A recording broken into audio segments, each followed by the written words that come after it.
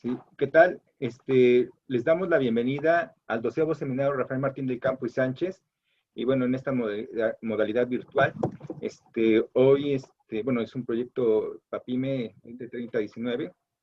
Y bueno, en esta ocasión tenemos a una gran invitada, y tengo el gusto de presentarla. Es la doctora María del Carmen Guzmán Cornejo. Ella es profesora titular B, tiempo completo definitivo del Laboratorio de Acarología Anita Hoffman, del Departamento de Biología Comparada de la Facultad de Ciencias de la UNAM. Pertenece al Sistema Nacional de Investigadores nivel 1.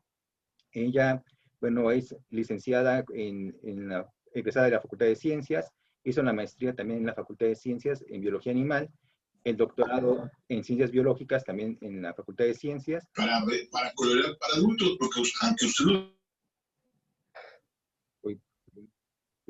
Les pedimos que por favor apaguen sus micrófonos cuando se conecten. Bueno, ella cuenta con varios proyectos de investigación financiados. Tiene el proyecto Inventario de Argácidos, Ixodia de Argácide en Cuevas de México, Huéspedes, Distribución y Relaciones Filogenéticas. Este proyecto está apoyado por GAPA-PAPI. También tiene otro proyecto que es de riquezas de ectoparásitos asociados de mamíferos y su papel como vectores potenciales de bacterias en la reserva de la biosfera Chamela-Cuixmala, en Jalisco.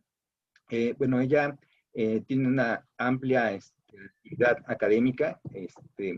De docencia, por ejemplo, ha dado más de 19 cursos obligatorios, tanto en la Facultad de Ciencias, de la carrera de la licenciatura de Biología, de las materias de Sistemática 1, Biología de Animales 1, también en la licenciatura de Ciencias de la Tierra, de Biología General, 10 cursos optativos en la licenciatura de la materia de Parasitología General y 5 cursos del taller de licenciatura, el taller de Bioespeleología.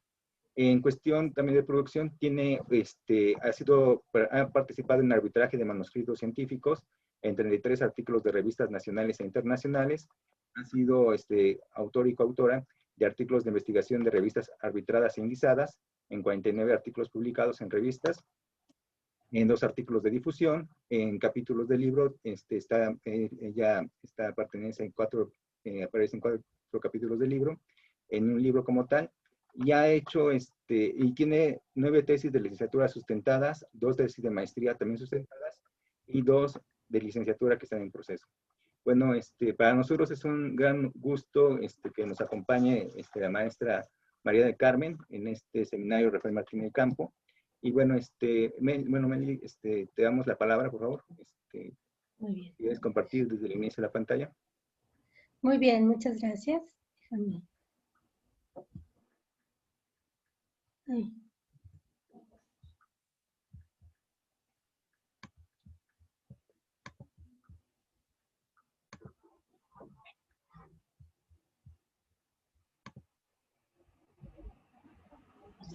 Sí se ve bien, ¿verdad? Ahí.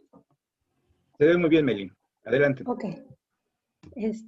Bueno, antes de comenzar, quiero agradecer a los organizadores de este 12º Seminario Rafael Martín del Campo y Sánchez, a la doctora Kathleen Babb Stanley, a la doctora Graciela Gómez, a la maestra Margarita Garza y al maestro Noé Pacheco, pues por la invitación a participar en este importante seminario. A mí me tocó hablar de un grupo que seguramente muchos de ustedes conocen, que son las garrapatas.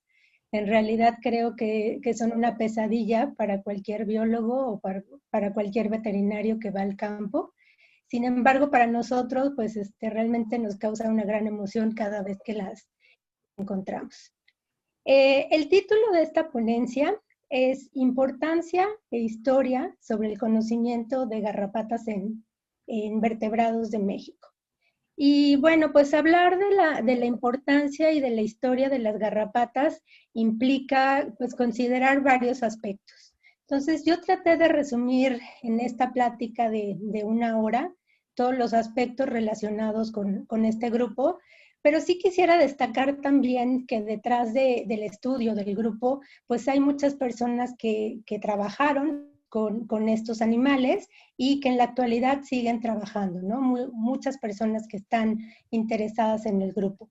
Vamos a ver ahorita más adelante un poquito sobre la importancia y del por qué muchas personas en la actualidad siguen trabajando con este grupo. Es uno de los grupos que dentro de los ácaros, que yo creo que ha sido uno de los más estudiados, y bueno, también ahorita vamos a hablar un poquito sobre la importancia del grupo como tal. La plática yo la dividí en 3 secciones. La primera parte voy a hablar sobre generalidades de garrapatas. La segunda parte incluye un poco de la historia y la riqueza de garrapatas en el país. Y la tercera parte voy a tocar un poco sobre la importancia de las garrapatas. Entonces, bueno, voy a comenzar hablando ubicándonos un poquito sobre dónde están las garrapatas, ¿no? Desde un punto de vista sistemático. Las garrapatas pues son artrópodos quelicerados que están ubicados en la clase arácnida dentro del superorden Parasitiformes. Dentro de este superorden Parasitiformes tenemos 4 órdenes y uno de ellos es Ixódida. Ixódida incluye a todas las garrapatas que conocemos actualmente. Este grupo está conformado por cerca de 947 especies distribuidas en 3 familias actuales. La familia Nutalielide, con una sola especie, Nutaliella namaqua, que se distribuye en África. La familia Argácide, con 220 especies. Y la familia Ixódide, con 726 especies. Estas dos familias, Argácide e Ixódide, distribuidas en el país. Ahora, en un sentido sistemático, el grupo de las garrapatas está relacionado con otro grupo de ácaros llamados Holotírida, que son ácaros de vida libre, que se cree son carroñeros, y que en su conjunto, tanto los holotíridos como los ixódidos, se cree que tuvieron un ancestro común inmediato que también era carroñero. Recientemente, en el 2017, Peñalver y colaboradores nombraron una 4ª familia fósil, la familia Deinochrotidae, a partir de ejemplares que fueron colectados en ámbar de aproximadamente 99 millones de años del Cretácico. Se cree que estas garrapatas estuvieron asociadas con dinosaurios con plumas y bueno, la especie que representa a esta familia la nombraron Deinochroton draculi en honor al personaje de la novela de Bram Stoker, Drácula, ¿no? Por el hecho de ser estos organismos que se alimentan de sangre. Las garrapatas pues son animales que van a estar asociados a todos los grupos de vertebrados, tanto a reptiles, anfibios, a aves y a mamíferos. Se alimentan de sangre, todas ellas son hematófagos. Para encontrar a sus huéspedes utilizan una estructura que se llama órgano de Haller. Este órgano de Haller está presente en el primer par de patas de las garrapatas, en el último artejo, justo en el tarso. Y este órgano de Haller pues es un órgano sensorial que está conformado por sedas que prácticamente lo que van a hacer es detectar el CO2. Entonces, uno de los comportamientos que presentan estas garrapatas es subirse a la vegetación para esperar a sus huéspedes. Y lo que hacen es estirar el primer par de patas para como que capturar el CO2 de algún vertebrado que pueda pasar a su alrededor. Entonces es muy característico, digo, nosotros hemos ido al campo, las hemos encontrado, y si uno les llega a soplar a estas garrapatas, uno puede ver rápidamente cómo estiran el primer par de patas, ¿no? Justo utilizando este órgano para la detección de sus huéspedes. Una vez que detectan a sus huéspedes, se suben a él, se pasan un tiempo caminando sobre de él, encontrando el mejor lugar para fijarse. Y para fijarse lo hacen con una estructura que es característica del grupo, que es el hipostoma. Este hipostoma lo podemos ver en vista ventral y es una estructura que se va a caracterizar por la presencia de dientecillos. Este hipostoma lo vamos a ubicar en lo que es el natosoma, que es un órgano, es la estructura característica del grupo de los ácaros, y esta estructura está conformada por lo que serían los quelíceros, son quelicerados, y por la presencia de los pedipalpos. Ventralmente encontramos el hipostoma. También en la base del natosoma vamos a encontrar estas estructuras que son las áreas porosas, que son importantes y que se presentan solamente en las hembras para recubrir los huevos. Entonces, a medida que van cortando con los quelíceros el tejido de sus huéspedes, van fijando la estructura esta conocida como hipostoma. En esta fotografía ustedes pueden ver cómo el hipostoma se introduce en la piel del hospedero para fijarse, y de hecho los dientecillos están en sentido contrario a cómo se introducen, justo para tener una buena fijación. Entonces prácticamente es una estructura que le va a servir a las garrapatas pues para poderse fijar, y a nosotros nos va a servir porque taxonómicamente es una estructura muy importante, ¿no? Para poder determinar las especies. Muchas veces cuando se arrancan las garrapatas de sus huéspedes, vemos que se llega a romper esta estructura, y bueno, pues eso nos mete a nosotros en aprietos porque obviamente necesitamos la estructura en muchos de los casos para poder determinar hasta nivel de especie. Ahora, las garrapatas pues se caracterizan por ser hematófagos, por ser invertebrados, artrópodos hematófagos, y son considerados como unas verdaderas bombas de sangre. Aquí en esta imagen ustedes pueden ver cómo está la garrapata fijada sobre su hospedero, introducen los quelíceros junto con el hipostoma que les acabo de mencionar, esta estructura que sirve para fijarse, y los pedipalpos los van a dejar por fuera del hospedero. Vamos a ver que en algunas garrapatas es más evidente, a través de las glándulas salivales, que son unas que presentan en el cuerpo las garrapatas lateralmente, vamos a ver que empiezan a secretar también una sustancia cementante, y esta sustancia les ayuda pues para tener una mejor fijación, ¿no? Por ejemplo, aquí lo vemos nosotros, esto que se ve de color amarillo representaría el cemento que secretan para poderse fijar. Y es por esa razón que a medida que pasan más los días, nos cuesta más trabajo quitarlas cuando se nos llegan a subir. Ahora, se van a estar alimentando de sangre, y la sangre prácticamente lo que hacen con ayuda de los quelíceros es romper los capilares y crean en el interior una especie como de charco, como una especie de piscina de la cual se van a estar alimentando. Pasa la sangre, pasan también, por ejemplo, agua, ¿sí? Esta agua puede regresar nuevamente al hospedero a través de las glándulas salivales. Si hay algún patógeno en la sangre, estos patógenos pueden pasar a la garrapata, y si la garrapata también presenta patógenos, los patógenos pueden pasar al hospedero.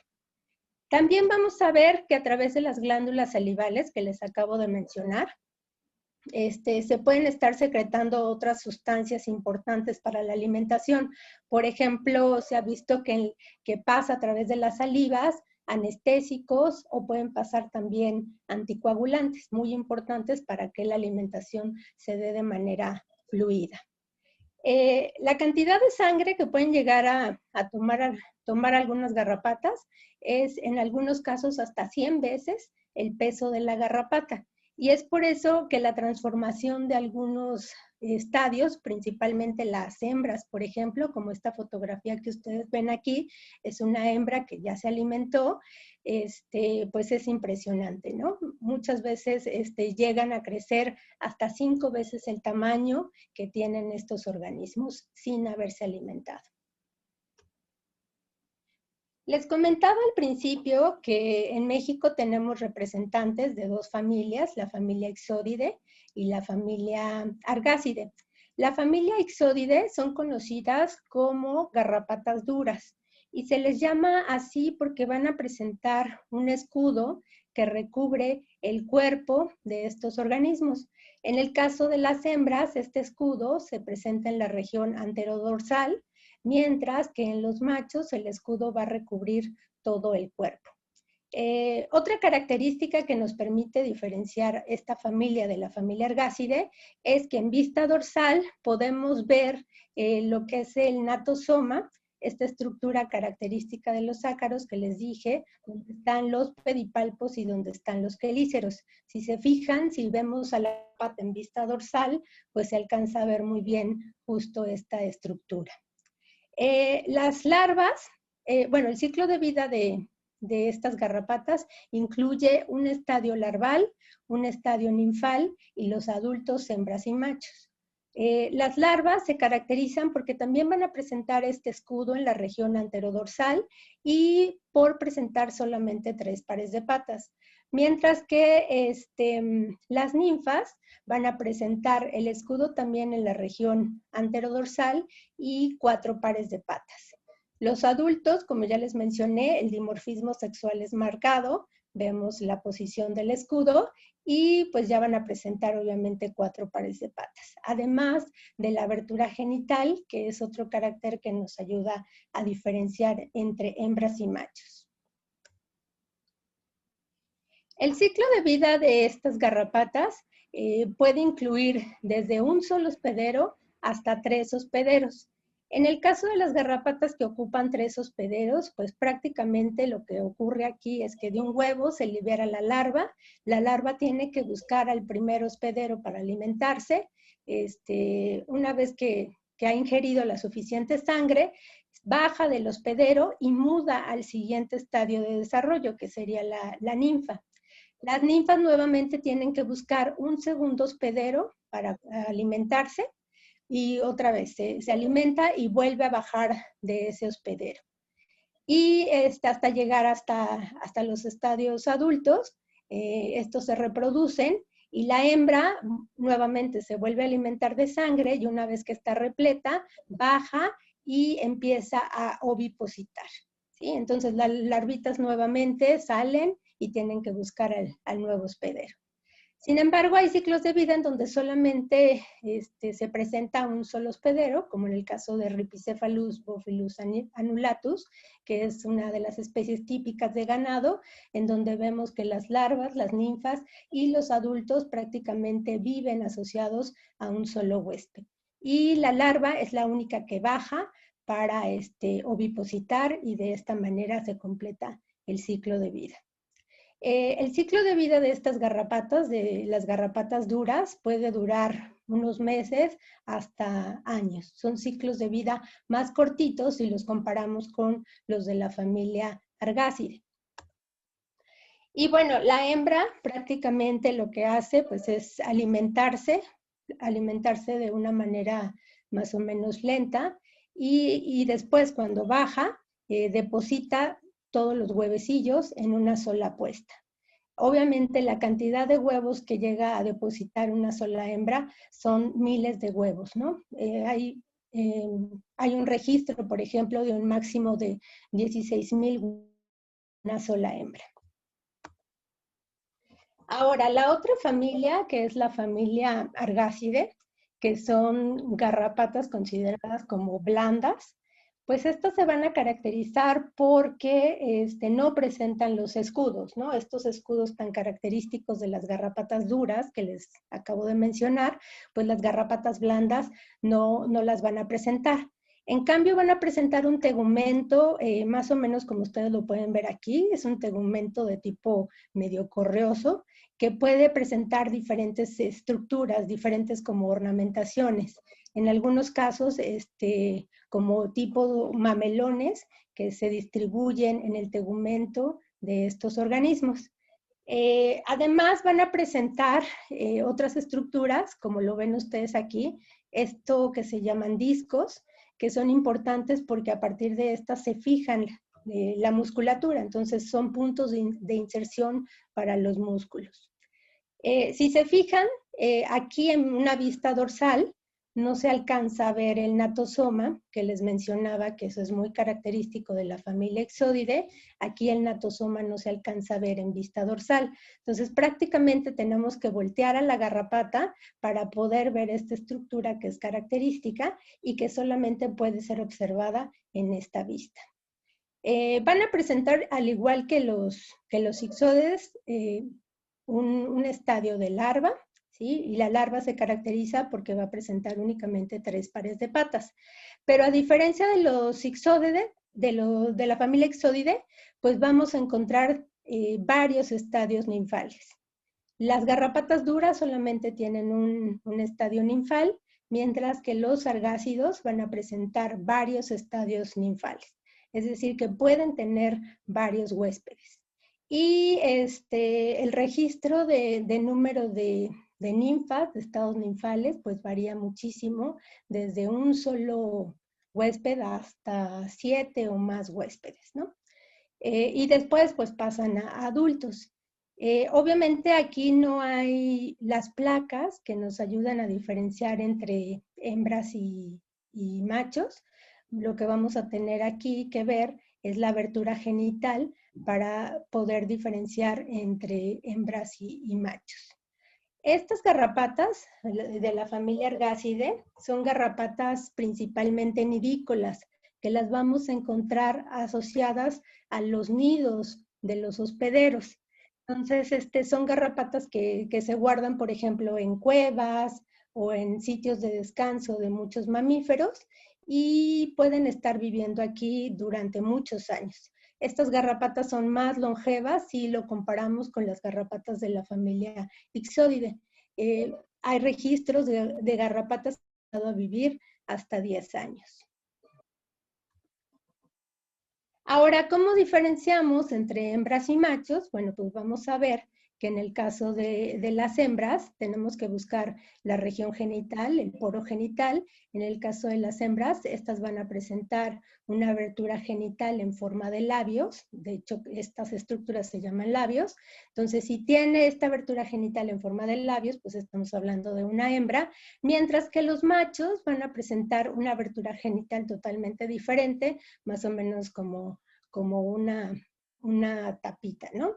Entonces, a veces cuesta trabajo diferenciar a estos organismos, poder sexar a estos organismos puede costar un poco de trabajo. Y también a diferencia de la familia Ixodidae, vamos a ver que los sargácidos, lo que hacen las hembras, se alimentan y una vez que se alimentan ponen una cierta cantidad de huevos. La hembra se puede estar alimentando varias veces y cada vez que se alimenta puede poner una puesta de huevos. El número de huevos en argácidos es completamente diferente, de unos 50 a unos 70 huevos por puesta, a diferencia de lo que les comentaba para la familia Ixodidae, que se sabe que pueden poner en una sola puesta miles de huevos. Ahora, otro aspecto que resulta muy interesante para las garrapatas, se sabe, les dije en un principio que son organismos, son arácnidos, están ubicados en esta clase, y al igual que los alacranes, las arañas, los amblipígidos, en donde se sabe que estos organismos pueden llegar a tener cuidado parental, ¿sí? Hemos visto, por ejemplo, los alacranes que llevan encima a sus crías, o las arañas, o en este otro caso los amblipígidos, ¿no? Para el caso de los ácaros no se había reportado este comportamiento, y bueno, nosotros en una colecta que tuvimos a una cueva en Yucatán llamada Calquetoc, una cueva muy grande, realmente muy, muy impresionante esta cueva, encontramos justo hasta el final, en donde estaban las poblaciones de murciélagos, en donde había grandes cantidades de guano, encontramos justo estas garrapatas moviéndose en el guano. Vimos que eran hembras que llevaban en el dorso a todas sus larvitas. Entonces, este comportamiento pues no se había referido para los ácaros, para el grupo de los ácaros, y bueno, nosotros en el 2012 reportamos este comportamiento. Se colectaron ocho hembras que llevaban en el dorso a sus larvitas, y más o menos el número de larvas por individuo varió desde 105 hasta 466 larvas. Entonces, el movimiento que tenían estos organismos, estas hembras con sus larvitas, un movimiento un poco más lento, y algo que se probó fue quitarlas de encima de la hembra para ver qué era lo que pasaba, y lo que se vio es que nuevamente se volvían a reunir todas encima de la hembra. O sea, se cepillaron de la hembra y luego se volvieron a juntar encima de la hembra. Pero cuando se hizo el experimento, viendo qué pasaba si se ponía un conejo al lado, se vio que una vez que se bajaban de la hembra, o sea, se cepillaban, se bajaban, y las larvas regresaban, pero al conejo, ¿sí? Entonces, de alguna manera detectaban a través de esta estructura del órgano de Haller la presencia de un hospedero, la presencia de CO2. Entonces llegaron, se alimentaron del conejo, pero bueno, después de unos días estas larvas murieron. Entonces se cree que pudo haber pasado esto porque pues no es su huésped normal. Los huéspedes normales que utilizan estas larvas, que son murciélagos, son la relación tal vez que hay entre estos dos grupos es como más estrecha. O tal vez la sangre del conejo no fue lo suficientemente nutritiva y por eso las larvas murieron, ¿no? Entonces no sabemos aquí qué es lo que esté pasando. Lo que creemos, una hipótesis que tenemos, es que muy probablemente estas hembras llevan a sus crías hacia las partes más altas, acercan a todas estas larvas hacia las partes más altas para que puedan alimentarse de los murciélagos. Porque si se imaginan ustedes, estoy hablando de que estas las encontramos en el guano, ¿sí?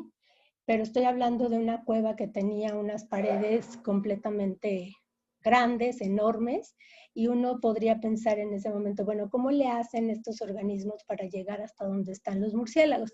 Entonces, bueno, una de las hipótesis que tenemos justo es que a lo mejor la hembra les ayuda a trepar por las paredes para acercarlas hasta donde están los murciélagos. Bueno, esto es en cuanto a las generalidades del grupo. De manera muy breve les hablé cuáles son las características de estas familias, de estas dos familias que están presentes en México. Ahora les voy a hablar un poquito sobre la historia y la diversidad de garrapatas en el país. Bueno, pues el conocimiento de garrapatas en México viene desde tiempos prehispánicos. Se sabe del daño que éstas causaban tanto a animales silvestres como a animales domésticos y al humano. Estos artrópodos se conocían con diferentes nombres, en diferentes lenguas y en diferentes dialectos. Por ejemplo, en maya se les conoce como pech. Los zapotecas las nombraban como chechiñas. En tarascos como axuniambus. Los otomís las nombraban como Nacutcú, los guaves como Poit. En lengua comanche, que era una tribu que estaba ubicada en lo que ahora es Texas y Nuevo México, las conocían con el nombre de Cará. Los huastecos, por ejemplo, en San Luis Potosí, las conocían como Hetseem, principalmente haciendo referencia a una especie, a Amblyoma cayenense, cuyas larvas, que son conocidas como pinolillo, las llamaban como tip. De hecho, en la actualidad a muchas larvas de garrapatas las conocen como pinolillo, pero en términos reales el pinolillo era la larva de esta especie en particular, de Amblyoma cayenense. En Michoacán existe un lugar que se llama Turicato, que significa lugar de garrapatas, y en Campeche, bueno, el nombre Campeche significa garrapata de serpiente, ¿no? También hay otras localidades, por ejemplo en Guerrero, en el municipio de Juan R. Escudero, está la localidad de Garrapata, así se llama el lugar, y en Sinaloa hay una isla que se conoce como Isla Garrapatas, ¿no? Entonces, obviamente las garrapatas son entre los ácaros más conocidos que la gente puede ubicar, ¿no? O sea, que la gente sabe qué es una garrapata. Ahora, entre las primeras descripciones que se hicieron de garrapatas a partir de material colectado de México, está Ornitodorus coriaceus, que es esta garrapata que está aquí, Ornitodorus coriaceus, que la describe Koch en 1844.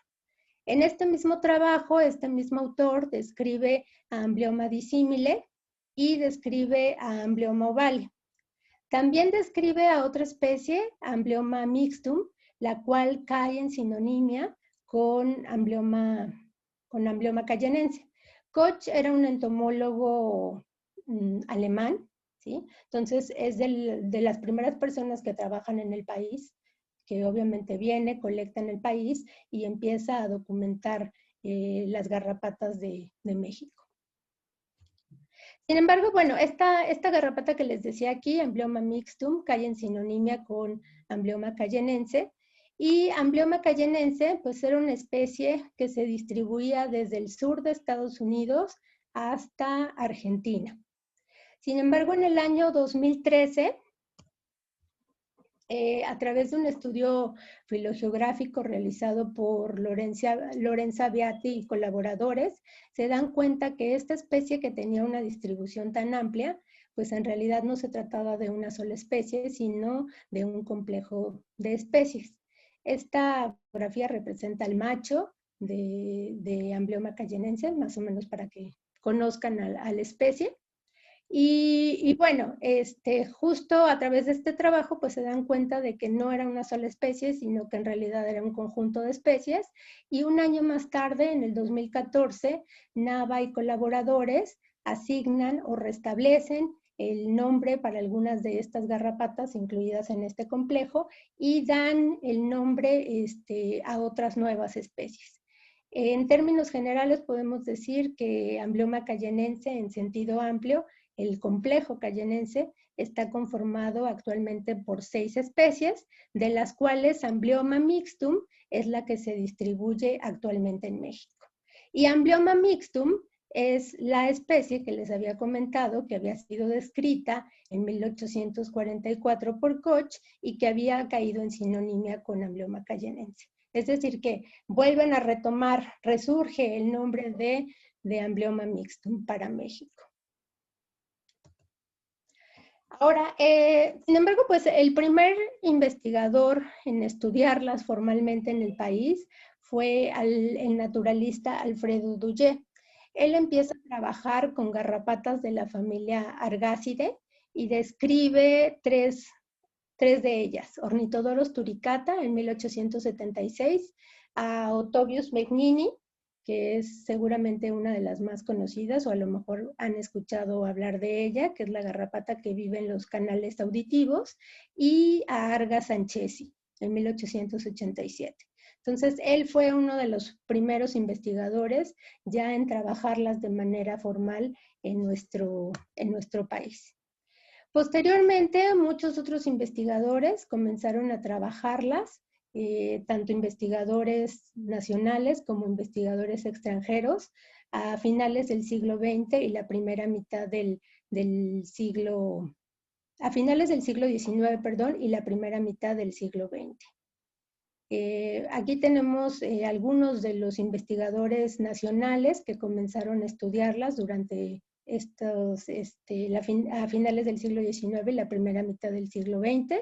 Vemos a Gándara, que en 1910 publica un trabajo que se llama La plaga de las garrapatas, que está enfocada al estudio de Rhipicephalus bophilus annulatus, que es una de las especies características de ganado. Y también está entre estos investigadores uno de los trabajos más importantes, creo yo, el de los argácidos de México, que fue publicado en 1930 por Carlos Hoffman. Carlos Hoffman fue el padre de la doctora Anita Hoffman. Ahorita les voy a hablar de la doctora Hoffman, pero bueno, su papá fue uno de los personajes más importantes en la historia del estudio de los insectos en nuestro país, ¿no? Pero además, bueno, trabajó también este grupo de garrapatas. Uno de los trabajos que yo considero que es uno de los más importantes en cuanto al estudio de garrapatas en el país es el publicado en 1962 por Anita Hoffman. Anita Hoffman es la hija de Carlos Hoffman y ella en este año publica el trabajo monografía de los Ixodoidea de México. En este trabajo, ella recopila información para 62 especies de garrapatas distribuidas en 14 argácidos y 48 ixódidos. Entonces, creo que es uno de los trabajos más importantes que hay en el país porque obviamente, además de recopilar toda la información que había hasta ese año, da nuevos registros de garrapatas para el país. 38 años más tarde, escribe el libro junto con López Campos en el 2000 de Biodiversidad de los Ácaros de México, en el que recopilan información sobre garrapatas, citando un total de 78 especies, distribuidas en 28 argácidos y 50 ixódidos. Posteriormente, bueno, se publican otros trabajos relacionados con garrapatas en México. Uno de ellos es el de ectoparásitos y otros asociados a mamíferos de México por Whitaker y Morales Malacara en el 2005, en el que refieren 47 especies de garrapatas asociadas con mamíferos. Y en el año 2008, Paredes León y colaboradores escriben este trabajo de metazoarios parásitos de anfibios y reptiles, en el que recopilan especies de garrapatas para estos dos grupos de vertebrados. Prácticamente, bueno, yo me incorporo a la Facultad de Ciencias, al Laboratorio de Acarología en el 2008, con un proyecto general sobre diversidad de garrapatas de México. Después de este proyecto, como lo mencionó Noé al principio, tuvimos otro que fue el de inventario de argácidos de cuevas de México de 2014 a 2016. Y después de este proyecto tuvimos este tercero sobre la riqueza de ectoparásitos asociados con mamíferos y su papel como vectores de bacterias en la reserva de la biosfera Chamela-Cuixmala, Jalisco, México, de 2018 a 2020. Todos estos proyectos enmarcados en un proyecto general que lleva por título Taxonomía y diversidad de ectoparásitos asociados con vertebrados silvestres. Entonces, a partir de estos proyectos, nosotros pudimos publicar una serie de trabajos relacionados con diferentes grupos de garrapatas para el país. Uno para el género Ixodes, otro para el género Amblyomma, otro para Dermacentor, y el último que publicamos en el año de 2019 para la familia Argácida. En cada uno de estos trabajos nosotros referimos las especies para cada uno de los géneros, o los géneros en el caso de Argácide. Referimos también los huéspedes asociadas con estas garrapatas. Damos claves de determinación taxonómica para las especies, presentamos mapas de distribución e imágenes para cada una de ellas. Y bueno, estos trabajos en conjunto con otros nuevos registros publicados en este año, en el 2020, dan un total de 109 especies de garrapatas para el país.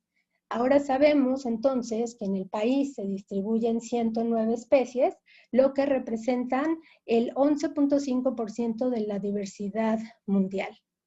Estas 109 especies están distribuidas en 35 que presentan distribución neártica, 32 con distribución neotropical y 42 que se distribuyen tanto en la región neártica como en la región neotropical. La familia Ixodidae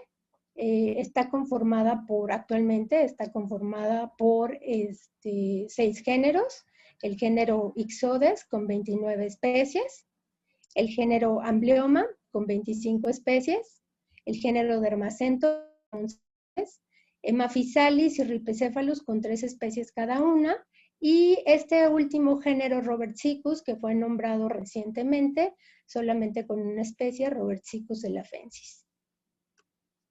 Ahora, la familia Ergácidae está representada en nuestro país por 5 géneros. El género Ornithodoros, que es el más rico en cuanto a diversidad de garrapatas, con 25 especies, seguido de Argas, con 6 especies, Antrícola, 3 especies, Otobius, 2 especies, y Notoaspis, pues solamente una especie está representada en México.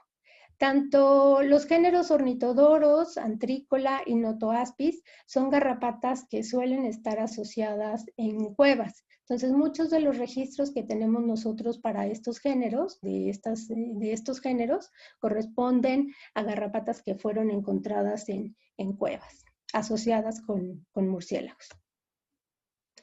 En cuanto a los registros de garrapatas que tenemos en México, los registros que se han dado, más o menos el 68% de los registros de garrapatas corresponden a mamíferos. El 16% de ellos corresponden a reptiles, el 14% corresponden a aves y lo que resta corresponde a anfibios. Entonces, la mayoría de los registros que tenemos hasta este momento, pues están relacionados con mamíferos. Ahora, en cuanto a los grupos de vertebrados con registros de huéspedes de garrapatas en el país, tenemos que los mamíferos presentan representación, están representados por 11 órdenes, en donde los quirópteros y los roedores presentan el mayor número de especies, o sea, como huéspedes de garrapatas. En cuanto a las aves, 8 órdenes son los que están representados, entre ellos los paseriformes son los más, el que presenta el mayor número de especies. Los reptiles, de los reptiles, 3 órdenes están representados, Squamata, que es el orden con el mayor número de registros de especies como huéspedes, seguido de testudines y de crocodilia. Y por último, para anfibios, pues solamente un orden es el que está representado, ¿no? El orden Anura. Ahora, no quiero decir con esto, o sea, falta mucha información aquí en cuanto a los mamíferos que todavía faltan por estudiar, ¿no? Hay muchos mamíferos que nunca se han, o mamíferos y en general vertebrados que no se han estudiado y que obviamente necesitamos colectar más para ver si podemos encontrar más registros de garrapatas. Ahora, no quiero decir con esto que las garrapatas las vamos a encontrar una garrapata, una especie de vertebrado, pero pues es un hecho que necesitamos hacer nuevas colectas, que necesitamos ampliar el número de huéspedes que podemos analizar y también tenemos que ampliar, geográficamente hablando, tenemos que ampliar las localidades en donde no se ha trabajado. Aquí, por ejemplo, este es parte de los resultados que tenemos del proyecto que comenzamos en Chamela. Chamela es una reserva de la cual se conocía mucho sobre los vertebrados que habitan en esta región, pero en cuanto a los invertebrados, solamente algunos grupos estaban representados. Obviamente, las garrapatas, pues a nadie le importan mucho, y no se conocía mucho sobre qué especies eran las que estaban viviendo en esta región. Lo que vimos es que pues las garrapatas no son tan específicas de sus huéspedes, es decir, la especificidad no es de 1 a 1, una especie de garrapata por un huésped o por una especie de vertebrado, sino vamos a ver que las garrapatas son como más generalistas, ¿no? De hecho, algunas de ellas se llegan a alimentar de hospederos que no están relacionados y algunas de ellas utilizan pues el recurso que está presente. Por ejemplo, aquí vemos en el caso de Amblyomma mixtum, que es esta que está aquí, Amblyomma mixtum, y esta es Amblyomma ovale. Ambas especies se pueden estar alimentando, por ejemplo, de didélfidos y se pueden estar alimentando de carnívoros. Entonces aquí, pues prácticamente entre estos dos grupos no hay como una relación directa, muy estrecha, y la garrapata pues se va por el recurso, ¿no? O en el caso, por ejemplo, de Amblyomma oblongobutatum, que es la letra F, prácticamente es una garrapata que la vamos a encontrar tanto en didélfidos como en carnívoros, como en lepóridos y también en felinos. Entonces es una garrapata que tiene un espectro amplio de huéspedes. Y esto pues yo creo que también está relacionado un poco con el ciclo de vida que presentan las garrapatas, ¿no? Los diferentes estadios que podemos encontrar, y en cada uno de estos estadios pues prácticamente las garrapatas lo que hacen es alimentarse de lo que haya, ¿no? Si está tal vez un huésped que usualmente suele estar, pues se van a estar asociados a estos, pero si no hay huéspedes, pues ahora sí que toman lo que puede haber, ¿no? Ahora, ¿cuál es la importancia de las garrapatas? O sea, cuando hablamos de la importancia del grupo, pues tal vez se nos viene a la mente desde el punto de vista médico veterinario. Pero yo creo que antes de hablar de este punto, sin duda es importante, tendríamos que referir que las garrapatas forman parte de la diversidad biológica. Y yo creo que ese es uno de los puntos que se nos ha olvidado un poco a muchos, ¿no? Los parásitos en general son un componente más de la diversidad biológica y rara vez son incluidos en listados faunísticos. Yo creo que después de lo que estamos viviendo en estos momentos, pues vamos a tener que considerarlas más, no solamente a las garrapatas, sino a parásitos en general, el saber en dónde habitan, con quién se relacionan, con quién interactúan, es algo muy importante que debemos de saber, ¿no? Y más considerando que muchas especies de garrapatas están asociadas también al humano, y que las garrapatas obviamente van a ser importantes porque muchas de ellas van a ser vectores de patógenos. Entonces sí necesitamos como cambiar un poco la conciencia y entender que las garrapatas en primer lugar forman parte de la diversidad biológica, y después podemos citar toda la importancia del grupo. ¿Cuántas especies se conocen para México? Yo les había mencionado que para México tenemos 109 especies. Y si se fijan, bueno, aquí nos podemos sentir orgullosos porque tenemos el primer lugar de garrapatas. México, con 109 especies, ocupa hasta el momento el primer lugar de garrapatas para América. Seguido, por ejemplo, de Estados Unidos. Estados Unidos tiene 92 especies de garrapatas. Brasil tiene 70 especies. Colombia, 58 especies, Argentina, 55 especies, y Panamá, hasta el momento, bueno, se sabe que son 49 especies.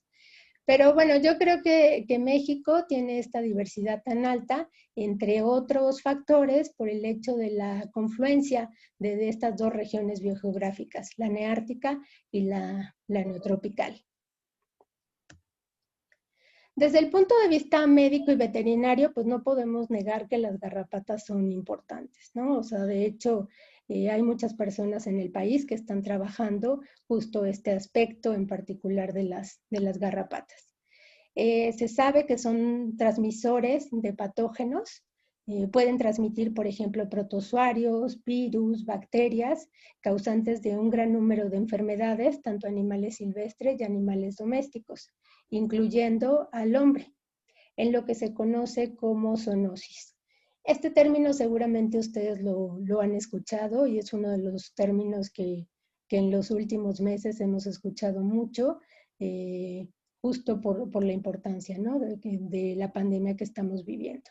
En este sentido, podemos decir que las garrapatas son considerados como vectores. Las garrapatas van a llevar el patógeno de un huésped y estos patógenos se pueden transmitir por dos mecanismos.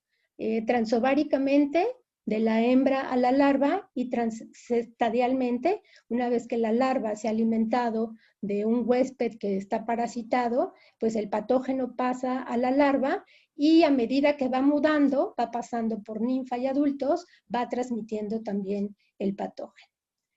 ¿Cuál es el papel de los vertebrados aquí? Los vertebrados juegan un papel muy importante como reservorios, amplificadores de los patógenos. Es decir, que van a mantener las formas infectantes de un parásito sin enfermarse, entre comillas, o presentando síntomas no tan fuertes de la enfermedad, ¿no? Entonces vamos a ver que muchos vertebrados, entre ellos muchos mamíferos, son reservorios de muchas enfermedades, ¿no? De muchos patógenos que causan enfermedades. Ahora, por lo que se refiere a la detección de patógenos en garrapatas, son muchos los trabajos que se han realizado por investigadores mexicanos. Se han detectado en el país, por ejemplo, bacterias de los géneros Rickettsia, Ehrlichia, Anaplasma, Borrelia, Bartonella, y también se han detectado protozoarios, por ejemplo, de los géneros Babesia, Theileria y Hepatozón. Durante la primera mitad del siglo XX, varios investigadores trabajaron con borrelias causantes de fiebre recurrente. La fiebre recurrente pues es una enfermedad febril que, como su nombre lo dice, es recurrente. Puede haber la presencia de cefalea, de mialgias, de vómito. Y bueno, esta es una de las primeras investigaciones que se hicieron con estos organismos durante la primera mitad del siglo XX. En 1942, justo aquí están listados algunos trabajos que se hicieron durante esta primera mitad. En 1942, destacando el trabajo de Mazzotti en este año, porque confirma la presencia de Borrelia turicate sobre una garrapata, Ornithodorus turicata. En 1949, Mazzotti describe a Borrelia dugesi sobre dos especies de garrapatas, Ornithodorus dugesi y Ornithodorus turicata. Y en 1956, Davis describe a Borrelia mazzotti sobre Ornithodorus thalaje. Esta última borrelia, que fue descrita en 1956, fue a partir de ejemplares que colectó Mazzotti en 1953 sobre Ornithodorus thalaje en Chiapas. Entonces Mazzotti prácticamente se los pasó a Davis y Davis se dio cuenta de que se trataba de una nueva especie, la describe y la nombra como Borrelia mazzotti en honor a Mazzotti, ¿no? De alguna manera como que le regresa ahí el favor. Y bueno, pues estas son las tres especies que están implicadas en lo que se conoce como fiebre recurrente en el país. Ahora, por otro lado tenemos las borrelias causantes de borreliosis de Lyme o enfermedad de Lyme. Esta enfermedad, que seguramente han escuchado ustedes hablar de ella, de la enfermedad de Lyme, es causada por una espiroqueta llamada Borrelia burgdorferi, que en sentido amplio está conformada por entre 11 y 18 especies, ¿no? Aquí hay como una discusión entre cuántas son las especies que se incluyen dentro de este complejo conocido como Borrelia burgdorferi. Algunos autores refieren que son 11 y otros dicen que son 15 y otros más dicen que son 18.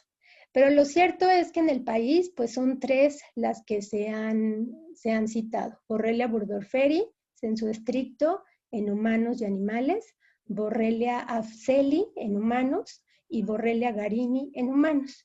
El estudio de estas borrelias causantes de borreliosis de Lyme comienza más o menos en los años 90 con el trabajo de Maradiaga y Ceseña en 1991 sobre eritema crónico migratorio asociado a artritis.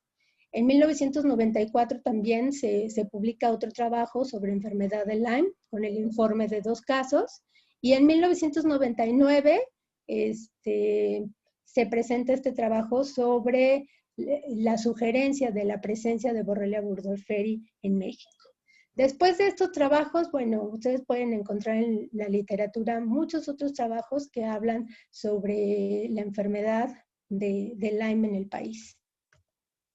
Esta enfermedad de Lyme es una enfermedad que se presenta o que se caracteriza por dolor de cabeza, por fatiga, empieza como si la persona tuviera un resfriado, con dolor de cabeza, fatiga, la presencia de una erupción característica llamada eritema migrans, que se presenta en un 60 o en un 80% de los pacientes.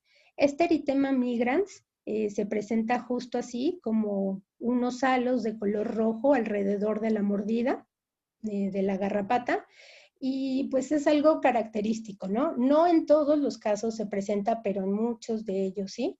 Entonces, sí puede ser importante la detección de este tipo de erupciones como para determinar, o sea, si se sabe que se salió al campo y que a lo mejor se me subió una garrapata, si yo observo después de varios días la presencia de este eritema, pues entonces tendría que estar yo alerta de que muy probablemente puede ser esta borrelia, ¿no?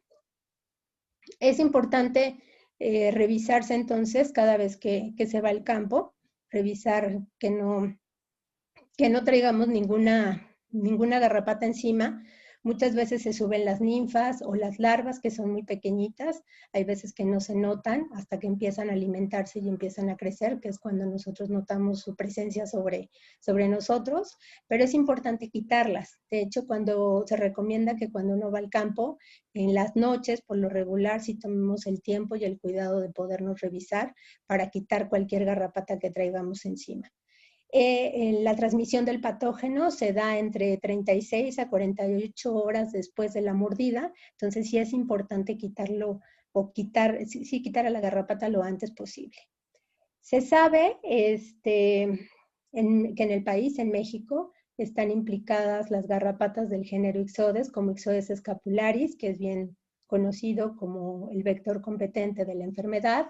También está Ixodes kingi, Ixodes tejanus, Amblyoma americanum, especies del género Amblyoma americanum y Amblyoma mixtum, ¿no? Que pueden estar relacionadas con la transferencia de este patógeno.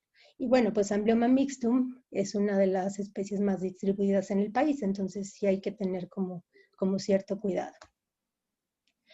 Ahora, en el trabajo, es un trabajo que salió publicado justo en este año de Colunga Salas, en donde refiere que como parte de esta enfermedad existen 6 órdenes de mamíferos implicados: Artiodáctila, carnívora, lagomorfa, perisodáctila, primates y rodentia. Específicamente para el complejo Borrelia burgdorferi en un sentido amplio, son 15 las especies que pueden estar implicadas como vectores como reservorios de la enfermedad, y específicamente para Borrelia burgdorferi, en un sentido estricto, serían 4 especies de mamíferos las que están implicadas: Vulpes macrotis, Basariscus astutus, Silvilagus floridanus y obviamente el humano. Vean, aquí les puse esta imagen del ciclo de vida de Ixodes scapularis, que es el vector competente más importante para esta enfermedad. Es una especie que su ciclo de vida puede durar hasta 3 años y obviamente pueden estar implicados como reservorios, pues varias especies de mamíferos, como les acabo de mencionar. Ok. Bueno, a principios del siglo XX, Howard Taylor Ricketts, médico pionero en el estudio de la enfermedad de la fiebre manchada de las montañas rocosas, llega al país en 1909 con su asistente Russell Wilder para trabajar con lo que se conocía en ese entonces como tabardillo, que ahora sabemos que se referían al tifo epidémico. Entonces, el doctor Ricketts llega al país a sabiendas que existe un padecimiento que es parecido a lo que se conocía en Estados Unidos como fiebre manchada. Entonces llega muy interesado en conocer qué es lo que estaba pasando en el país. Sin embargo, en 1910, un año más tarde, se infecta mientras aislaba al agente etiológico del tifo epidémico y muere. De hecho, fallece aquí en la Ciudad de México. Años más tarde, se da el nombre al agente etiológico del tifo epidémico, Rickettsia prowazekii, en honor a Ricketts, y en honor también a Prowazekii, que era otro investigador que también estaba estudiando el tifo epidémico y que también muere. Entonces, de alguna manera les dedican a ambos la especie. La especie Rickettsia rickettsii, causante de la fiebre manchada, pues se la dedican a Ricketts, y de hecho el orden Rickettsiales, donde se ubican estas dos especies de Rickettsias, pues está dedicado justo a este investigador, a Ricketts. El estudio de Rickettsias en México, causantes de la fiebre manchada de las montañas rocosas, se retoma en los años 40. En 1943, Bustamante y Varela identifican esta rickettsiosis en el país, justo en los estados de Sinaloa y Sonora, en 1943. En 1944, Ortiz Mariot, Bustamante y Varela detectan al agente etiológico de la fiebre manchada de las montañas rocosas en el país. Este agente etiológico pues, es la especie Rhipicephalus sanguineus, que es la especie típica que encontramos en los perros. Para el 46, Bustamante, Varela y Ortiz Mariot encuentran a Amblyomma cayennense en Veracruz como otro vector importante de esta rickettsia causante de la fiebre manchada. Y en 1953, Silva, Goitia y Elizondo publican un trabajo titulado Estudios sobre fiebre manchada en México, en el que además de recopilar toda la información que se sabía hasta ese momento sobre esta enfermedad, citan nuevos vectores, ¿no? o nuevas garrapatas infectadas naturalmente de la familia Argácide, Ornithodoros ley y Otobius lagophyllus. Bueno, después de esto de 1953, después de estos trabajos que se hicieron durante esta primera mitad del siglo XX, más o menos por los 90s, se retoma el estudio de las rickettsias en todo el país, y todo lo publicado hasta el 2011 es recopilado en el trabajo publicado por Labruna y colaboradores sobre rickettsiosis en América Latina, el Caribe, España y Portugal. En este trabajo se recopilan 5 especies de rickettsias para México, Rickettsia rickettsii, información, bueno, toda la información que había hasta ese año sobre rickettsias en México, Rickettsia rickettsii, Rickettsia felis, Rickettsia acari, Rickettsia prowazekii y Rickettsia typhi.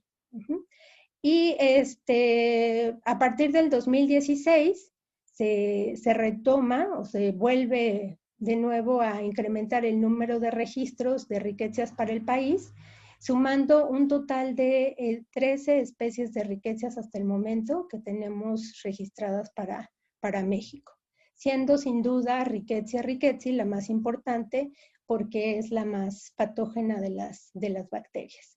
Ustedes pueden ver que pues hay varias garrapatas que están implicadas, que obviamente salieron positivas hacia estas bacterias. Entre ellas tenemos, por ejemplo, Amblyomma mixtum, asociada con Rickettsia amblyommatis, Ornithodoros yummatensis con Rickettsia lusitaniae, no sé, Rhipicephalus sanguineus, asociada con Rickettsia macile. O sea, sí tenemos aquí como información sobre las garrapatas, ¿no? Que han salido positivas con estas rickettsias. Quizás lo que falta un poco es conocer cuáles son los huéspedes que están relacionados en el ciclo de vida de estas rickettsias, ¿no? Algunas de ellas, por ejemplo, se sabe, no sé, en Rhipicephalus sanguineus, se sabe que fue colectada en un perro, pero no sabemos si el perro estaba infectado. Entonces, bueno, lo que falta hacer en este sentido, pues es explorar un poco más el estudio en vertebrados. En particular, pues Rickettsia rickettsii les decía que es la más patógena de las rickettsias y es la causante de la enfermedad de la fiebre manchada de las montañas rocosas. Esta enfermedad comienza con fiebre, con dolor de cabeza, náusea, vómito, puede haber dolor de estómago, dolor muscular, y se puede llegar a presentar un exantema maculopapular, que es esta fotografía. Ustedes pueden ver estas manchitas, es conocido esto como exantema. Esta enfermedad es una enfermedad que puede ser mortal. Es una enfermedad aguda que puede llegar a causar la muerte o puede llegar algunas personas que logran recuperarse pueden presentar daños permanentes. Y entre los daños permanentes que se han citado para esta enfermedad está la amputación de piernas, dedos, debido al daño en los vasos sanguíneos. Esta bacteria, estas bacterias son bacterias intracelulares que van a ocasionar daño en vasos sanguíneos. Entonces, de ahí el exantema, que es como muy, muy característico. Y en algunos casos, pues, se empieza a necrosar el tejido y pues se tiene que dar la amputación tanto de brazos, piernas, dedos, ¿no? Puede haber también pérdida auditiva, puede causar parálisis y puede también causar discapacidad mental. Es una enfermedad que si se detecta a tiempo puede ser curada a través del uso de la doxiciclina, que es el tratamiento que comúnmente se da. Pero bueno, esto se debe dar en los primeros días una vez que se detecta, porque después puede llegar a complicarse la situación, la enfermedad, y entonces la persona puede llegar a morir, ¿no? Es una de las enfermedades que actualmente en el país se está muy alerta. Cada año, no sé si han escuchado ustedes para el norte del país, muchos de los casos que se han presentado en Baja California y en Sonora han causado la muerte de muchas personas, ¿no? Es una enfermedad que se considera como reemergente para México. Y de hecho, bueno, les puse esta imagen de un artículo que fue publicado en el 2019 sobre los brotes de fiebre manchada en el país. Se pueden ver en color rojo, que son los brotes actuales o los últimos que se han dado para México, y vean cómo los sitios así donde se ha presentado esta enfermedad en los últimos años, pues están Mexicali, y está Sonora, por ejemplo, está la región de la Laguna y está también Yucatán, ¿no? Y también de manera histórica podemos ver los que están en azul más fuerte, son como los registros históricos que se tienen para el país, que corresponden también a lugares en Sonora, en Sinaloa, por ejemplo, y en la región de la Laguna, donde muchos investigadores que ya les hablé, pues estuvieron trabajando durante la primera mitad del siglo XX. Y bueno, para esta enfermedad se sabe que los perros son reservorios amplificadores, juegan un papel muy importante en la enfermedad, en el mantenimiento de la enfermedad. Y además los perros son los que van a llevar al vector primario, que en este caso es Ripicephalus sanguineus, que es la especie típica de perros que podemos encontrar en los perros, pues estos van a ser los vectores primarios. Se sabe también que los roedores están involucrados en el ciclo de vida de Rickettsia rickettsii. Y pues hay trabajos, por ejemplo, Susan Gutiérrez en el 2014 pudo detectar varias especies de roedores positivos para este patógeno, entre ellos algunos del género Peromyscus, Neotomodon, Microtus, Ritrodontomis. Y nosotros, por ejemplo, detectamos garrapatas positivas para este patógeno sobre un lince. Entonces, bueno, pues aquí no sabemos muy bien qué le pasa al lince, pero sí sabemos, por ejemplo, que los perros que llegan a tener estas garrapatas y que les transmiten el patógeno, pues obviamente se pueden llegar a morir. Entonces, en este sentido, falta, yo creo que trabajar un poco más en cuanto al ciclo de vida silvestre de la enfermedad. Otro de los aspectos importantes cuando hablamos de garrapatas, pues es el control de las garrapatas. Si ustedes ven esta imagen, pues realmente es horrible ver el número de garrapatas que trae este pobre animal en la oreja. Y bueno, este es uno de los problemas reales que se tiene para el país, un problema que yo creo que viene desde hace mucho tiempo atrás, y que es un problema con el que se tiene que estar lidiando pues todos los días, ¿no? Las personas que trabajan con ganado, que tienen ganado, pues es uno de los problemas que está siempre presente. En este sentido, pues de manera muy general, yo les puedo decir que justo en 1909, tal vez esto comenzó mucho antes. Les hablé al principio de los trabajos de Gándara en 1910, que empieza él como a ubicar a estas garrapatas como vectores importantes incluso de enfermedades para el ganado. Entonces, se conocen estas garrapatas, el daño que causan desde hace muchos años atrás, ¿no? Pero justo en 1969, la Secretaría de Agricultura y Ganadería se encarga de hacer un programa dirigido a ganaderos para el control de las garrapatas. En 1975, el gobierno federal crea lo que se conoce el Fideicomiso Campaña Nacional contra la Garrapata, cuyo objetivo pues era obviamente controlar la garrapata en todo el territorio nacional. Y por garrapata se entendía estas garrapatas que estaban ubicadas dentro del género Bophyllus, ahora Rhipicephalus bophyllus, que son dos las que se distribuyen en el país, Rhipicephalus bophyllus annulatus y Rhipicephalus bophyllus microplus. Y las especies, además de Amblyomma, que están asociadas, algunas de estas especies asociadas con ganado, como Amblyomma, por ejemplo, cayennense, Amblyomma mixtum, ¿no? Bueno, entonces la campaña estaba como enfocada a poder combatir estas especies que se asociaban con el ganado. Entonces, en 1975, cuando se crea este fideicomiso, se menciona que esta campaña pues debe de incluir el conocimiento sobre baños de inmersión, la adquisición de ixodicidas, la supervisión de la campaña y la construcción de un Centro Nacional de Parasitología Animal. Esta campaña funcionó bien desde 1975 hasta 1984, cuando se cancela la campaña, y no fue sino hasta 1995 que a través del Diario Oficial de la Federación Mexicana crean otra campaña que nombran como Campaña Nacional contra la Garrapata Rhipicephalus bophyllus, ya como más enfocada únicamente a estas dos especies, Microplus y Annulatus, que se distribuían en el país y que se sabía que eran especies que causaban problemas realmente serios en el ganado.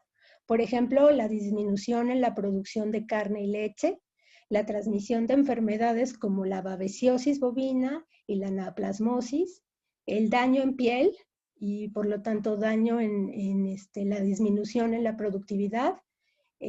También se sabía que estas especies limitaban la introducción de razas altamente especializadas y además se sabía pues, que podían llegar a causar la muerte en animales, ¿no? Pérdida por la presencia de estas garrapatas. Entonces, esta nueva campaña también fue cancelada justo en el 2013 y a partir de este momento, pues el gobierno dice, bueno, yo voy a dejar a los particulares para que ellos manejen todas las medidas sanitarias que tengan que llevar a cabo para prevenir la diseminación de este tipo de parásitos y de alguna manera, pues erradicarlo eventualmente. Entonces, si ustedes entran a la página de la Secretaría de Agricultura, se van a dar cuenta y si buscan información sobre la situación actual de la campaña nacional para el control de la garrapata Bophyllus, se van a dar cuenta que aparece este mapa. Y en este mapa ustedes pueden ver que hay 4 zonas que se marcan.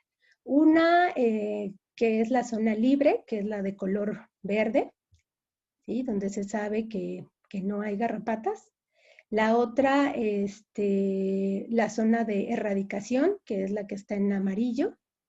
Y el resto del país, pues, está en lo que se denomina como zona de control, ¿no? Entonces, prácticamente es una zona que está controlada. Entonces, bueno, prácticamente esto es lo que se sabe de la situación actual de esta campaña nacional para el control de garrapatas. Y bueno, pues en este sentido que se ha hecho ya de manera independiente, pues obviamente cada persona que tiene animales, pues ve la forma de lidiar con estos animales. En el 2014, el doctor Roger Iván Rodríguez Vivas publica este artículo sobre el control integrado de la garrapata en la ganadería bovina. Y bueno, él habla sobre el problema real que se tiene en el país con estas dos especies, Rhipicephalus bophyllus annulatus y Rhipicephalus microplus, y habla en este artículo sobre las alternativas que se tienen en el control de las garrapatas. Estas alternativas incluyen, pues sería lo del control químico, el uso de ixodicidas y el control no químico, que implica pues la selección de huéspedes, por ejemplo, no resistentes, que ese es otro de los problemas. Los ixodicidas causan resistencia, entonces como método de control no químico sería seleccionar aquellos huéspedes que no son resistentes. Utilizar en algunos casos depredadores naturales, por ejemplo, hay unas aves que se alimentan de garrapatas. La rotación, descanso y quema de praderas, que se sabe que puede ayudar un poco para controlar a las garrapatas. El tipo de vegetación, hay a lo mejor ciertos pastos que ayudan para que la garrapata no se pueda fijar, o algunos pastos que secretan sustancias que hacen que las garrapatas se peguen y entonces puedan morir por la temperatura, o el uso también de vacunas. Esto de las vacunas, pues también es algo que actualmente se está trabajando, se estuvo utilizando durante un tiempo, pero actualmente pues no se sabe muy bien cuál podría ser una buena vacuna. En este trabajo, estos autores hablan sobre el control integrado, es decir, el uso de lo que les acabo de mencionar. El uso de diferentes ixodicidas, ¿no? Por ejemplo, ellos en Yucatán, porque estos autores son de Yucatán, entonces comparten el método que han utilizado, la forma esquemática, de manera esquemática, el control integrado que ellos han utilizado sobre garrapatas, utilizando varios ixodicidas, el uso, por ejemplo, de hongos entomopatógenos y también la propuesta de una vacuna, que en este caso sería la Agavac, pero creo que esta vacuna actualmente ya no está en uso. Se está trabajando en otras vacunas. Bueno, ya para casi terminar, hay otro aspecto importante que no se conoce sobre garrapatas mucho, que es la parálisis que pueden llegar a causar estos organismos a través de toxinas que son secretados en la saliva de las garrapatas. La parálisis por garrapatas es una parálisis de tipo progresiva, de tipo flácida y se da de manera ascendente. En humanos comienza, por ejemplo, con debilidad en músculos, pérdida de coordinación motora y de sensibilidad y muerte también por fallo respiratorio.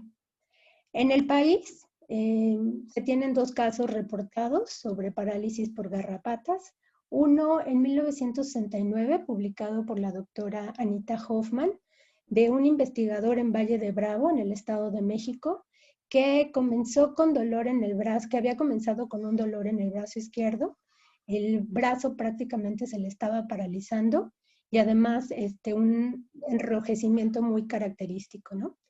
Se dan cuenta de que lleva pegada una garrapata, se la quitan, se la mandan a la doctora Anita Hoffman y la identifica como Ixodes tansitarius. Después de que le quitan al investigador esta garrapata, pues prácticamente se recupera, o sea, desaparecen las molestias. El otro caso, este es más reciente, del 2011, es referido por Espinosa Gómez, de un hombre de 22 años en un área rural en Cihuatlán, Jalisco, que había tenido contacto con ganado. A él se le retiran cinco garrapatas de la especie Amblyomma maculatum. Y bueno, él ya presentaba paraplegia flácida, arreflexia y dificultad para respirar, disnea.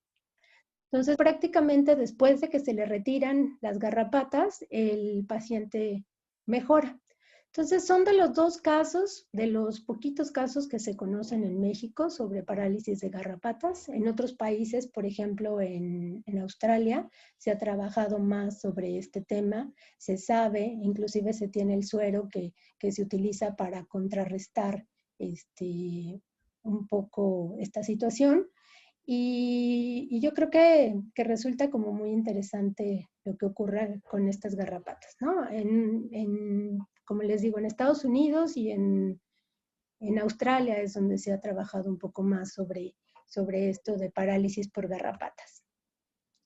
Ahora, la parálisis pues no solamente se da en los humanos, sino también se puede presentar en otros vertebrados. Este es un ejemplo, no en México no hay registros hasta donde yo sé, no tengo ningún registro sobre vertebrados que hayan quedado paralizados por alguna garrapata, pero este es un artículo que salió publicado en el 2007 de una serpiente, Coluber constrictor, en Florida, que estaba en estado letárgico. Se dan cuenta que trae pegada una garrapata del género Amblyoma rotundatum, que es una garrapata, pues podríamos decir que se relaciona con reptiles.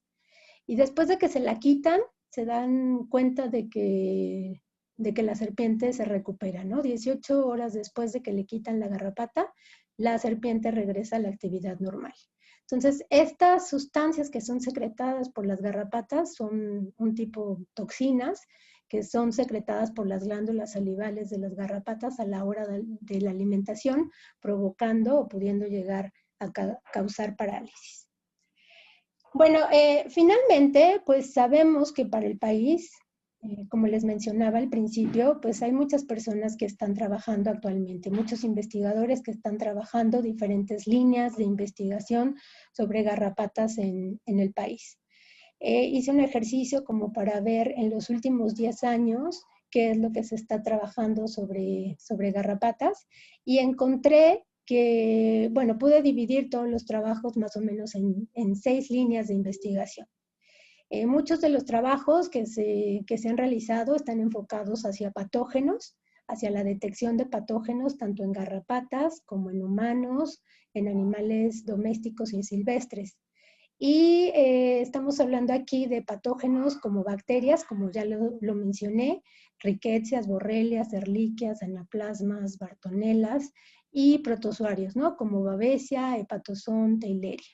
Hay más trabajos asociados con garrapatas duras de la familia Ixodidae que con argácidos. Eso es lo que se tiene publicado en cuestión de patógenos. En cuanto a control de garrapatas, también hay varios trabajos que se han publicado en los últimos 10 años, principalmente con cuestiones de resistencia, garrapatas de ganado, desarrollo de vacunas y el impacto económico de estas garrapatas sobre aspectos de ganado. También hay otra línea que podría ser llamada como diversidad genética, en la que se han estudiado principalmente 3 especies, Rhipicephalus bophilus microplus, que es la especie de ganado, Rhipicephalus sanguineus, la especie del perro, causante de la enfermedad de Lyme, y Amblyoma mixtum. En cuanto a ecología, pues se están trabajando en aspectos como niveles de infestación, no sé, prevalencias, abundancias, intensidad promedio, y algunos artículos que tocan el tema de implicaciones de cambio climático. En cuanto a taxonomía sistemática, bueno, aquí se está trabajando sobre garrapatas de animales domésticos, garrapatas de animales silvestres y garrapatas blandas, los argácidos. Y finalmente nombré un último, como otros, sobre aspectos relacionados como microbiota en general de garrapatas, y en particular hay un trabajo sobre argácidos, y el aspecto social de enfermedades causadas por garrapatas. Entonces, estos son como las líneas de investigación que en los últimos 10 años se han llevado a cabo en el país por muchos investigadores, por mucha gente que está trabajando en México con todos estos aspectos sobre garrapatas. Entonces, bueno, creo que esta sería la última. Pues, muchas gracias.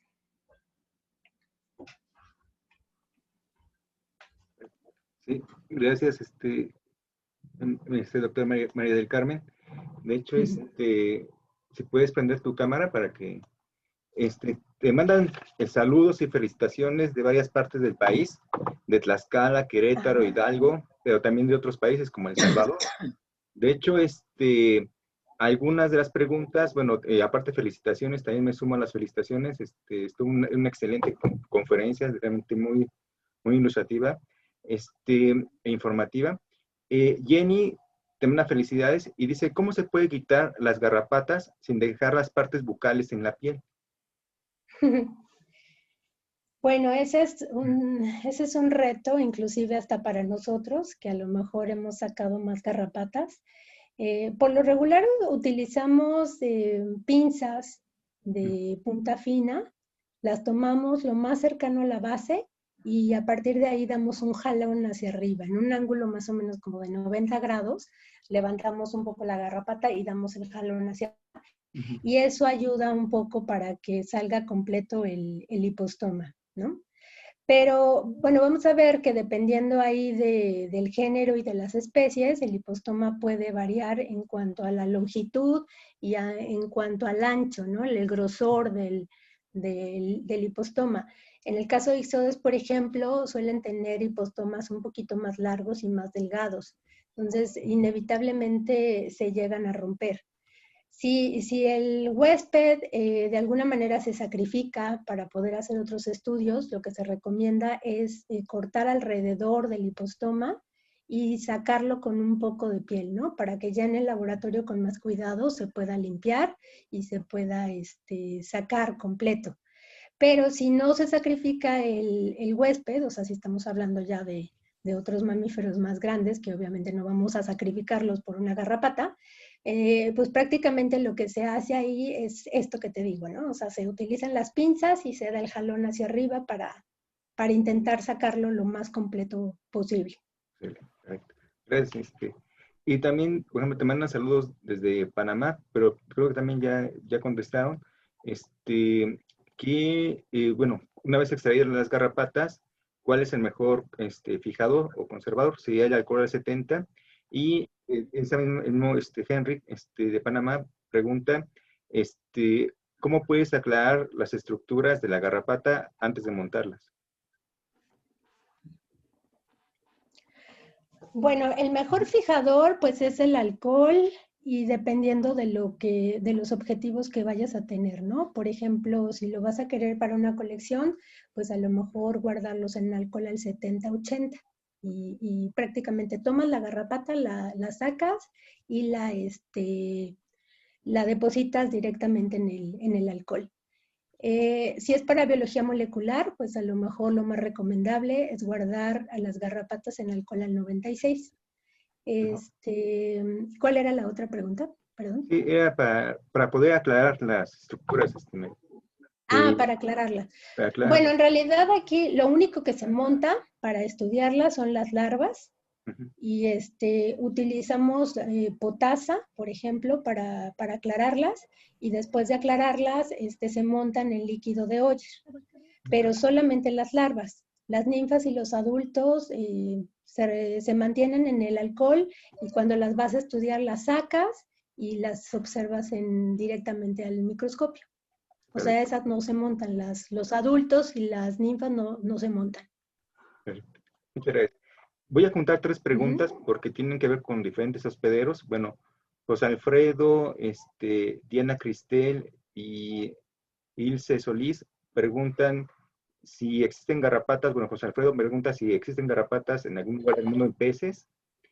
Diana Cristel pregunta si mamíferos marinos se han reportado. Y Ilse sobre tortugas. ¿Sobre qué especies se han reportado en tortugas? Peces, sí, bueno, en peces y en mamíferos marinos no hay. Las garrapatas son parásitos de vertebrados terrestres. Y de tortugas sí hay. Sí hay un grupo, sí hay un conjunto de garrapatas que están asociadas con tortugas, como Amblyomma, podemos encontrar Amblyomma, ay, se me fue el nombre, Amblyomma,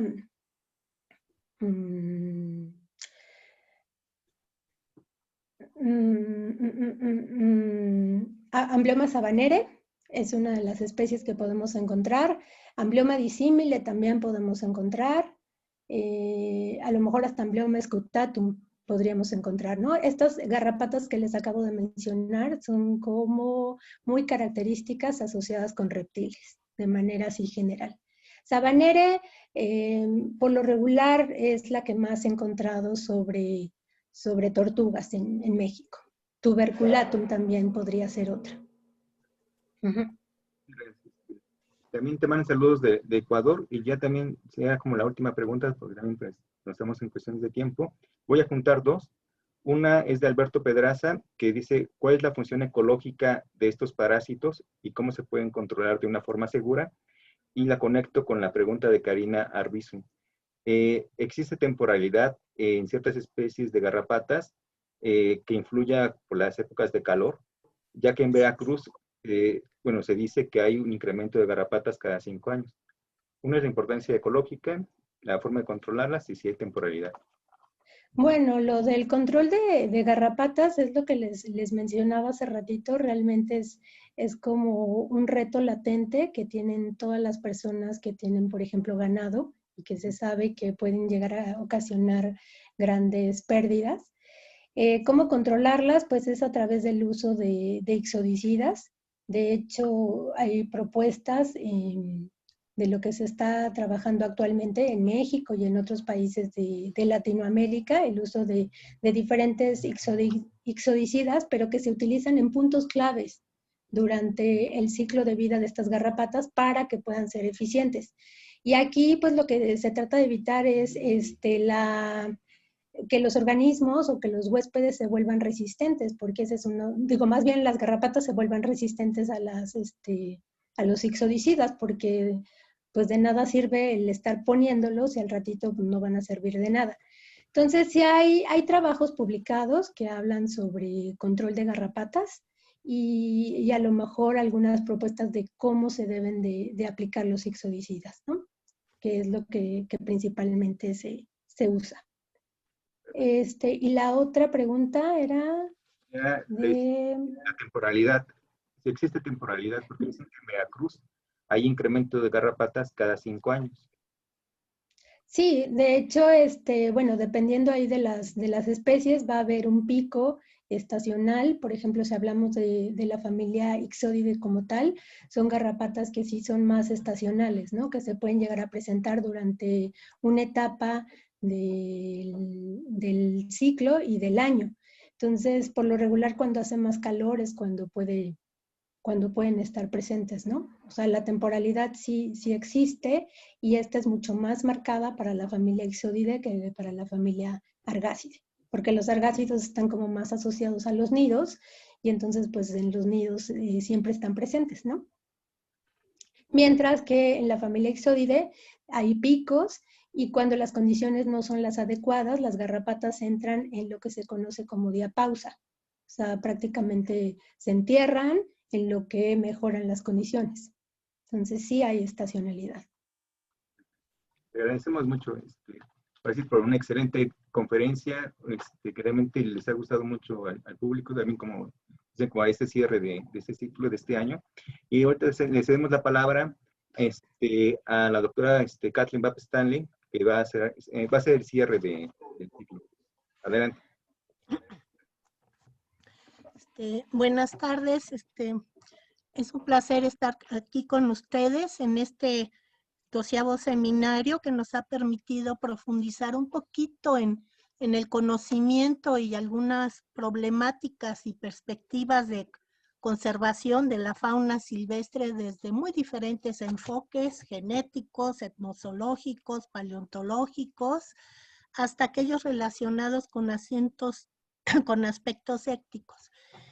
Agradecemos la participación de todas las instituciones de la UNAM, de 16 que han estado en estas conferencias, y de más de 50 instituciones nacionales, así como la presencia de muy diversas universidades de los de los países de Ecuador, Colombia, Perú, Cuba, Argentina, Brasil, Guatemala, Chile, El Salvador y Panamá.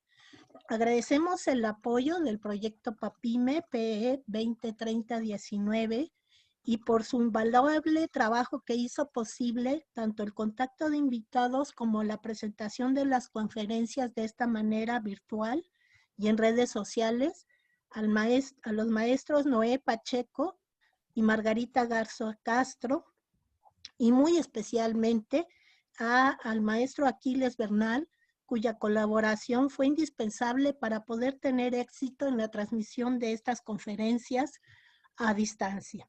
Agradecemos el apoyo de la Secretaría de Comunicación Social y Difusión Cultural de la Facultad de Ciencias por la elaboración de los carteles y su difusión, así como a Efraín Vega y a todos ustedes por estar aquí participando con nosotros a distancia, que es todo un reto en estos días. No nos queda más que agradecerles y desearles una feliz Navidad y esperemos que el año que entra esté 1000 veces mejor que este año. Muchísimas gracias a todos por su participación. Próximamente a los que han firmado la asistencia se les enviará su constancia por correo. Así que por favor verifiquen bien que sus datos estén bien para que les lleguen. Muchísimas gracias a todos. Muchas gracias. Doctora Graciela, ¿quiere comentar algo?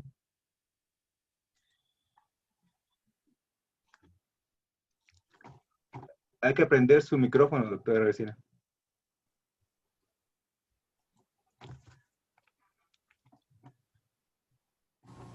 Al igual que la doctora Katy, hay que dar las gracias a todos los que participaron ahora en este seminario de este año y recordarles que algunas conferencias en extenso estarán en un libro que se va a editar próximamente por la Facultad de Ciencias con apoyo de PAPIME, como lo dijo la doctora, y que será un resumen de algunas conferencias que tocan puntos importantes y que se va a dar a conocer por medio electrónico a los interesados. Entonces, eso es un aviso importante.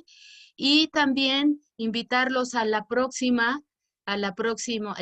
año, a la próxima sesión del seminario, que será la